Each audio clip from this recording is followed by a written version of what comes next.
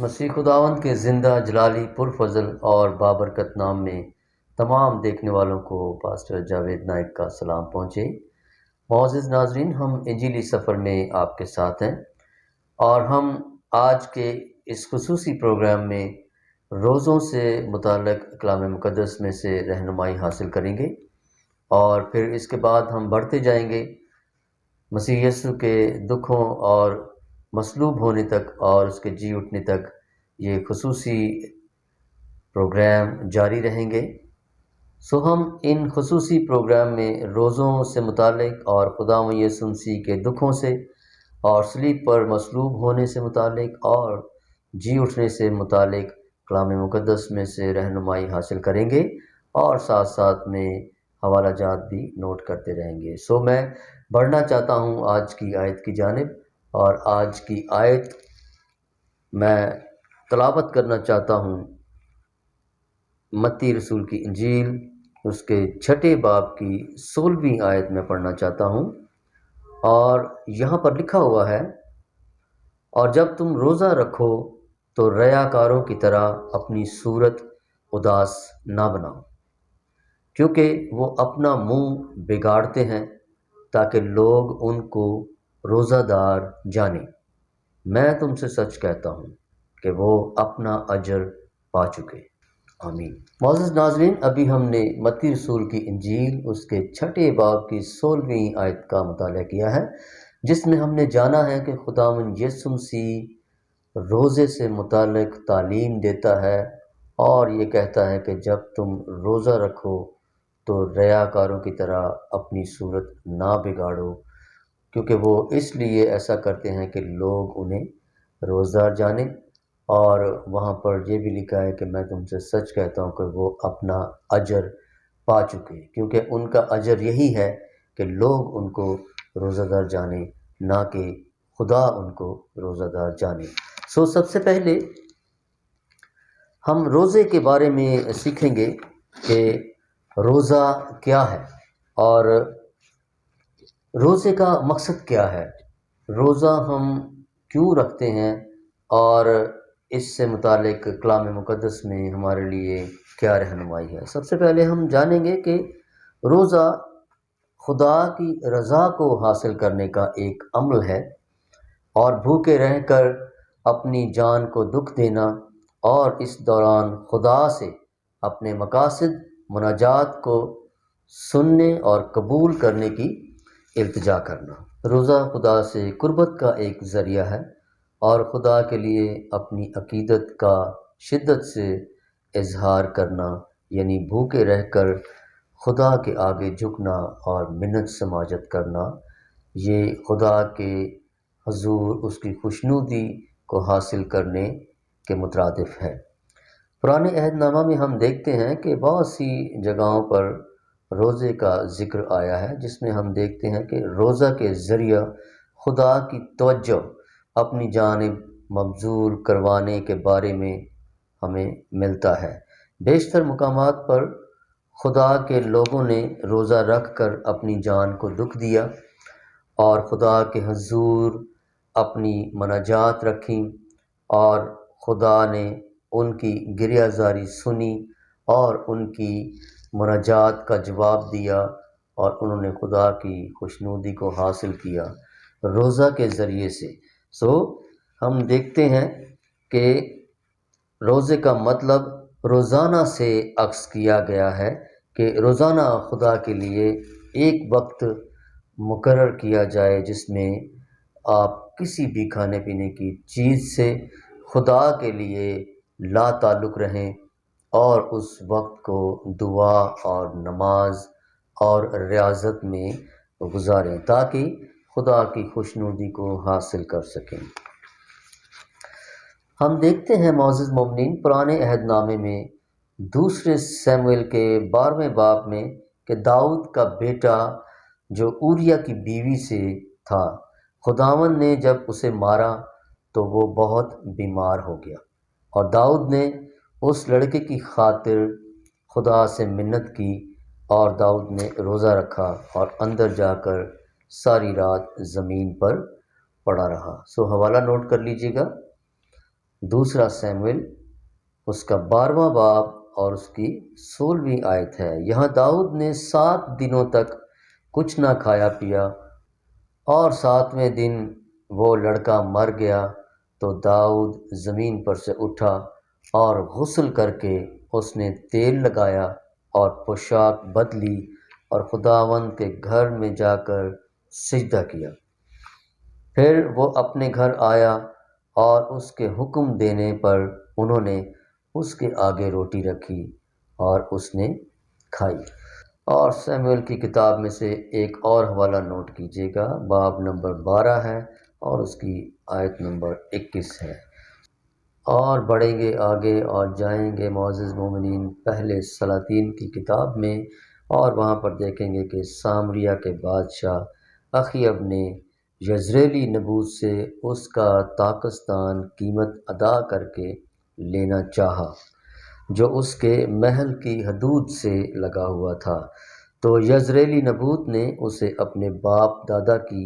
میراث دینے سے انکار کیا، تو اخیب کی بیوی ایزابل نے یزریلی نبوت کو اپنی مذموم حکمت عملی سے سنسار کروا کر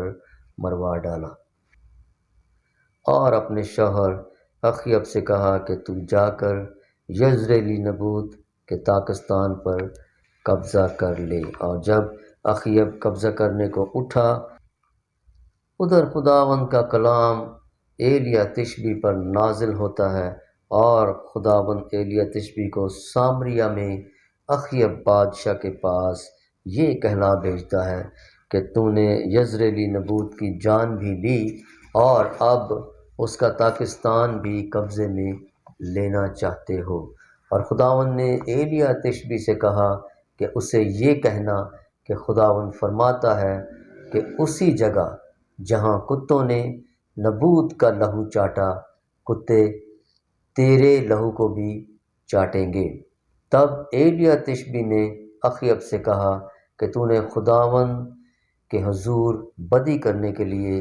اپنے آپ کو بیچ ڈالا ہے۔ اس نے اس سے کہا، خداوند کہتا ہے، دیکھ میں تجھ پر بلا نازل کروں گا اور تیری پوری صفائی کر دوں گا، اور اخیب کی نسل کے لڑکوں کو کاٹ ڈالوں گا۔ جب اخیب نے یہ سنا تو اپنے کپڑے پھاڑے اور اپنے تن پر ٹاٹ ڈالا اور روزہ رکھا، اور ٹاٹ ہی میں لیٹنے اور دبے پاؤں چلنے لگا۔ سو حوالہ نوٹ کر لیجئے معزز ناظرین، پہلا سلاطین ہے اور اس کا 21واں باب ہے اور اس کی 27ویں آیت ہے۔ تب خداوند کا کلام ایلیاہ تشبی پر نازل ہوا، اور خداوند نے ایلیاہ تشبی سے کہا کہ تو دیکھتا ہے کہ اخیب میرے حضور کیسا خاکسار بن گیا ہے، اس لیے میں اس کے ایام میں یہ بلا نازل نہیں کروں گا۔ سو معزز بہنوں اور بھائیوں، ہم دیکھتے ہیں کہ اخیب نے خداوند کے حضور خاکسار بن کر اور ٹاٹ اوڑھ کر اور گریہ زاری کر کے اپنے غلطی کو، اپنے گناہ کو قبول کیا، اور خداوند کے حضور اس نے روزہ رکھا۔ سو خداوند نے اس کی گریہ زاری کو قبول کیا اور اس کے ماتم کو قبول کیا،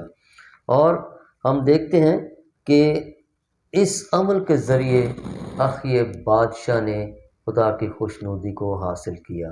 اور پھر ہم دیکھتے ہیں کہ خداوند نے اپنے ارادے کو بدلا اور ایلیاہ تشبی سے کہا کہ اب میں اس پر وہ بلا نازل نہیں کروں گا۔ اور آگے بڑھیں گے اور نہمیہ نبی کی کتاب میں جائیں گے، اور نہمیہ کی کتاب کے پہلے باب کی 4تھی آیت میں یہاں ہم دیکھیں گے کہ نہمیہ جو خدا کا بندہ تھا اور ارتخشستہ بادشاہ کے حضور اس کا ساقی تھا، اور جب وہ 20ویں برس کسلیو کے مہینے میں قصر سوسن میں تھا۔ معزز ناظرین، کسلیو کا مہینہ عبرانی کیلنڈر کے مطابق 9واں مہینہ ہے، اور جبکہ انگریزی کیلنڈر کے مطابق یہ مہینہ نومبر اور دسمبر کے درمیان آتا ہے، اور وہاں ہم دیکھتے ہیں کہ نہمیہ بتاتا ہے کہ حنانی جو اس کے بھائیوں میں سے ایک ہے اور چند آدمی یہودا سے آئے، اور میں نے ان سے ان یہودیوں کے بارے میں جو بچ نکلے تھے اور اسیروں میں سے باقی رہے تھے اور یروشلم کے بارے میں پوچھا۔ انہوں نے مجھ سے کہا کہ وہ باقی لوگ جو اسیری سے چھوٹ کر اس صوبہ میں رہتے ہیں نہایت مصیبت اور ذلت میں پڑے ہیں، اور یروشلم کی فصیل ٹوٹی ہوئی ہے